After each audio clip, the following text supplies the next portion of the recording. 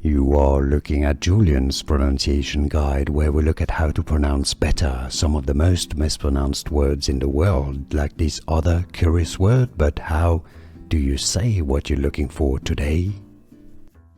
Let's learn once and for all how to pronounce this name correctly. It confuses quite a lot of people and many get it wrong. If you want to learn more confusing names pronounced, stay tuned. I've got many more for you at the end of this video.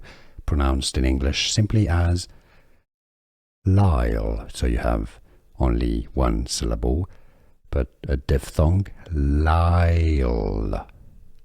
Lyle. How to pronounce in English? Lyle. Pronunciation. And now you know Lyle. Here are more videos on how to pronounce more confusing words and names too many mispronounced. Like this video if you found it useful. I appreciate your support. I'll see you soon and thanks for watching.